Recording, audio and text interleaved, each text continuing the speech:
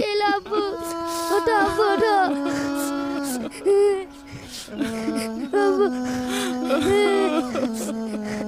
আব্বু, তুমি আমার একলা রেখে চলে গেলে, আমি এখন কি করে থাকবো আব্বু? মনি, মনি আমার, এভাবে কাঁদে না। এভাবে কাঁদলে যে তোর বাপের রুহ কষ্ট পাবে। কাকা, আমি তেতি হয়ে গেলাম কাকা, আমি এখন কাজ চলে থাকবো। আপন, কান্দিস নে ভাই, আমরা তো আছি। আজকে থেকে আমি তোর আপন ভাই। আহারে, ছেলেটার বাপটা অকালে মরে গেল। বাপের এত সহায় সম্পত্তি, ছেলেটার কপালে কি আছে আল্লাহই জানে। আব্বা, তুমি নিয়ে যাও তোমার কাছে। আব্বু নেই, তুমিও চলে গেলে, আমি একা একা কি করে থাকবো আব্বু? কি ডাক হলে ওর কেউ নেই, আমি তো আছি। মুখে মুখে তো সবাই কয়, 2 দিন পরে এতিমের বোঝা কেউ নিতে চায় না। বোঝা?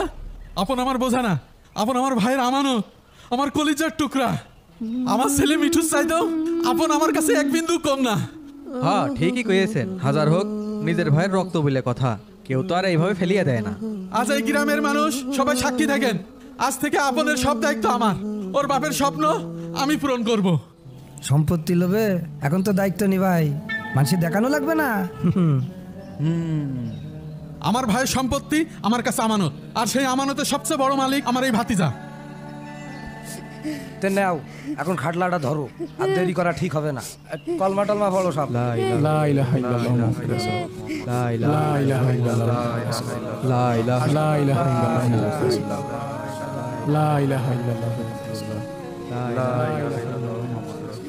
লা ইলাহা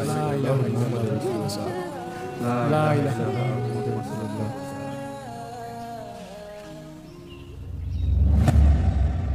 আমার আব্বু আমার জন্য কলর ডাল আর গরুর গোশত রাইন্দে নিয়ে আসে।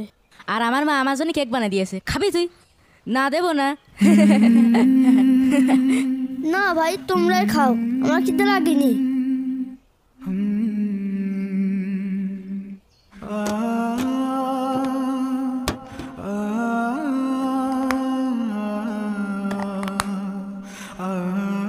কিরে, ও আমার বাসাতে খাবার চুরি করে খাচ্ছে কেন?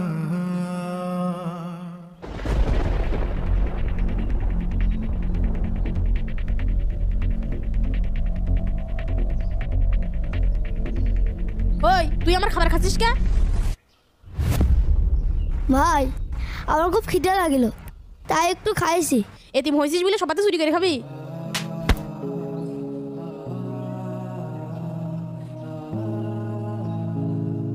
ভাই, ভাই আমি চুরি করে খাইনি ভাই, আমি তো